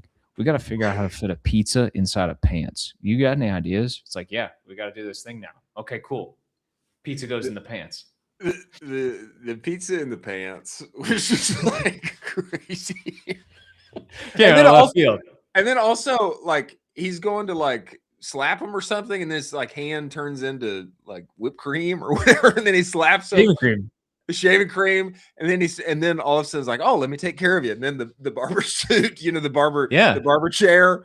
I mean, all of that is just too good. It's too good. And then work Harry's in, and then here's the second model of Harry's, and like it's all of that, so seamless and entertaining.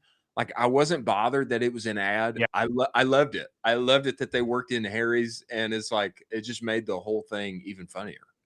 It worked. It totally worked. It worked for the actual script. It's like, oh, cool. That makes sense there. It's part of him shaving, blah, blah, blah. It totally works. Again, we say on the show a lot, the ads are not bad. As long as we're entertained, as long as they're entertaining, as long as they're creative and they're funny, people will watch all the time. We'll watch all the time as long as they're good. Just make good ads. I think even bad ads aren't bad. But yes, I agree with the point. And this was an incredible one. Incredible. Golly. Yeah. I these guys they may make the next viral horror movie, you know, like the other hilarious YouTube guy. Yeah. The other hilarious IG guy. I mean, Yeah. the guy who just made Obsession, he was like making these kind of videos like last He week. was. Yeah, he was. Like, literally last week. And now It's crazy. It's crazy. This kind of creativity, golly, look out. Somebody should go pay these guys like $250,000 each. Well, I don't think they'll accept it. I think they know that they're too good now. And it's kind of, I think the ship sailed on that. They're too viral. They're too good. Ship may have sailed. That's the tricky part. You gotta find these diamonds in the rough. You gotta find them so early, you know. Too late. Boom. Explosion. Or they have proven it at a national scale. Yeah. Very interesting. Nevertheless, ladies and gentlemen, as we move forward to our best of the rest segment of the day, let us talk about Seguno. It is the only marketing suite that lives entirely inside of Shopify, ladies and gentlemen. And what does that mean, Chris? It means your emails, your pop-ups, your banners, your reviews. It's all there where you already work and play every single day. It means you don't have to seed your trust in big email and its over-attributed data. With Seguno, your Shopify data is your email data. And this is why it's email 3.0. And it's a big reason why Seguno won the 2024 Shopify Build App of the Year. Go and get the Advanced Shopify Segmentation Playbook at seguno.com/advanced-shopify-segmentation-playbook. Talk with Seguno, test drive their platform for free. Tell them Colin I sent you. Give you an extra 30 days. Seguno built for lean teams with big aspirations. Many thanks for Seguno being part of this show. Now, as we begin to close things out here, a few celebrations to be had. Ketone IQ, the one and only Michael Brandt, just cracked 2,800 doors here. I don't know if this is 2,800 total or if this is just with Casey's, and now they are literally in every single Casey's. I have reason to believe this is like just singularly every single Casey's. And, what a beast. And they're everywhere and just added an extra 2,800 doors. Do you think so? Yeah, I mean, this is unbelievable. Can we dive into the actual photo there to see him with the bring up the photo live, Jack. We need it live, because I want to see all the dots of where all those are. This is amazing, and also Michael is just a freaking beast of a founder. This is him just going foots on ground, making sure it's all good, making sure the setup's amazing. He's rocking and rolling. Look at that. Thing's blowing up. 28,000 views. Look at that setup. Casey's. So this is just Casey's. Google says 2,950 locations. Look at that. So just inside of Casey's, they cracked another 2,800 doors. Wild. So sick. Also, if you go to the first image again, the blue is their new blue raspberry flavor that they just dropped. Pretty awesome. Can we just shout out our boy Michael here? Oh yeah, came on the show, was a baller. He was such a good interview. By the way, I've got I'm rocking green apple right here. Let's go. I will say I do feel it when I take these things. Yeah. I feel my brain unlock another 20%. Michael, this is for you, brother. Let's celebrate another 2,800 doors via Casey's all over the Midwest and all over eking into the Southwest. Many more doors to come. We celebrate everything happening with Ketone IQ. It's going to take over the whole earth. Here's to you. Let's go. Bullish on ketones. Also, from a medical standpoint, there's a lot of medical stuff coming out for ketones. I don't want to get too nerdy with it. With Alzheimer's, dementia, pushing against it, keeping it far, far away from you. Wow. Because of ketones. So there's a lot of stuff coming around. I will say my favorite flavor is the green apple. I think it's delicious. Love green apple. It's so peach good. is the best. Peach is the best. I like green apple. Good. I need to go pick up the blue raspberry. I'm a big fan of the green apple and big fan of Michael Brandt and also John Jones, the GOAT, who happens to be a fellow partner there at Ketone IQ. That itself says enough, and good on him now for being in Casey's everywhere. Next, best of the rest story here, a little 20-year celebration little 20-year celebration since Shopify went public. I'm going to read, Jack, a tweet you don't have. Toby said Shopify launched to the public 20 years ago today. I believe that's when it started, not when it went public, IPO'd, but correct. Shopify, that's when it launched.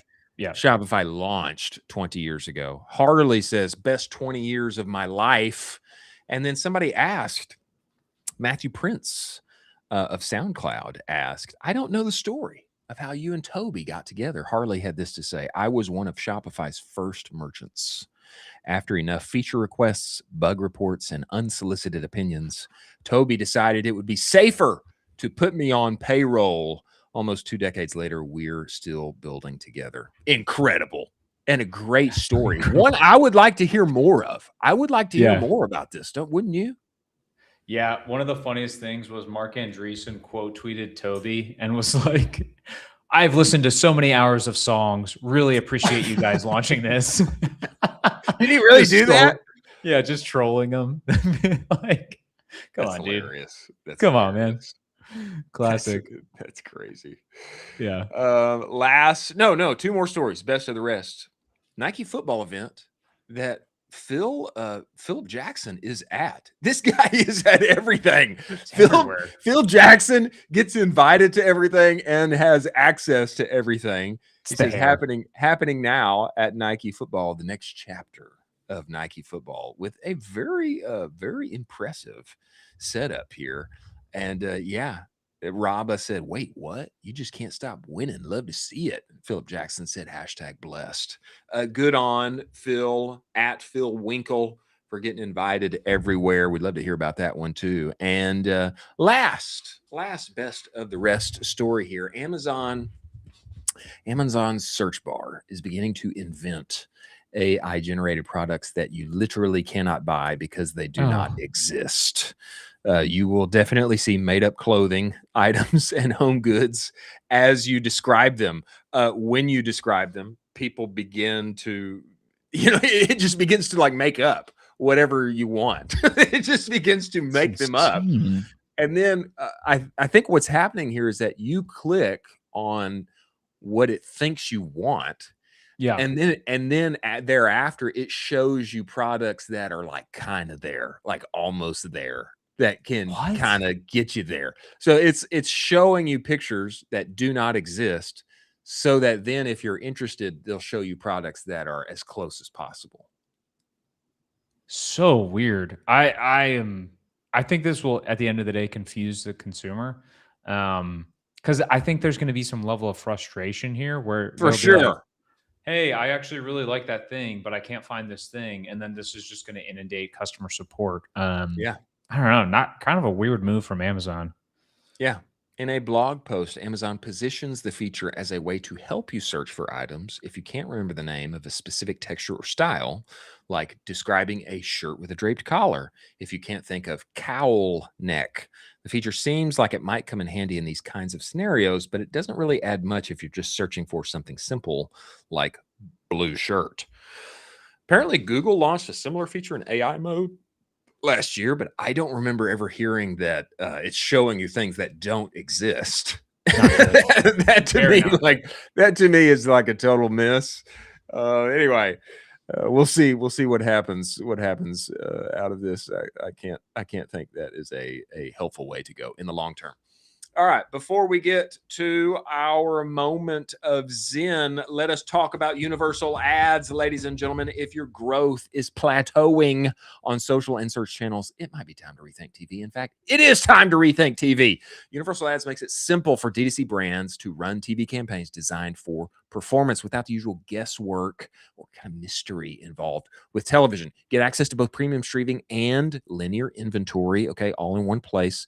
You're reaching net new target audiences that are not in the same crowded social feeds that we're all spending our ads spend on today. No hidden markups or fees. 100% of your dollars go to the actual media itself and campaign setup and management. It's just like search and social, so you can get running in minutes. TV that is designed and delivers for performance marketers. Go to universalads.com. Use the code UA Cowboy. You get $1,500 in matched ad credits. TV is back, and in many cases, about 5 times cheaper than what you are buying on Meta. Go to universalads.com. Many thanks for them being part of the show. Now, moment of zen here. This comes to us via Matt Schroeder. And I'd just like you to play this, Jack. No volume, but why don't you play this video for us and let it happen as I describe what is going on. Yeah, no volume. Go ahead and play it for us. This was 63,000 shirts, brother, in 47 hours. This was a 47-hour turnaround. And Matt and team produced 63,000 shirts. He said, when opportunities like this happen, treat your team and they will return the favor. Unbelievably proud. And I mean, yeah, day one, the team stayed for 15 hours and got 30,000 out of the way. This was like a late opportunity and they capitalized on it. Team executed like a well-oiled machine. And this is our friend getting the literal last shirt of the entire production. Wise words from you as we close out here, Sir Colin Doherty. If you want to go fast, go alone. If you want to go far, go together. And that's what Matt just pulled off here. And that's what we're trying to do together with you, ladies and gentlemen. Many thanks. Many thanks to Alicia Gahn of Rocked After Sale for joining us today. Details on some no-brainer opportunities to add more dollars to your P&L. Many thanks to Alex Walser of the Savant Syndicate for coming to us. Many thanks for Northbeam, Intelligence, Seguno, Postscript, Rocked After Sale, Axon by App11, Proxima, and Universal Ads for making this show possible. Friday is going to be a banger. We've got some great guests coming tomorrow. Looking forward to it. We will see you on the other side.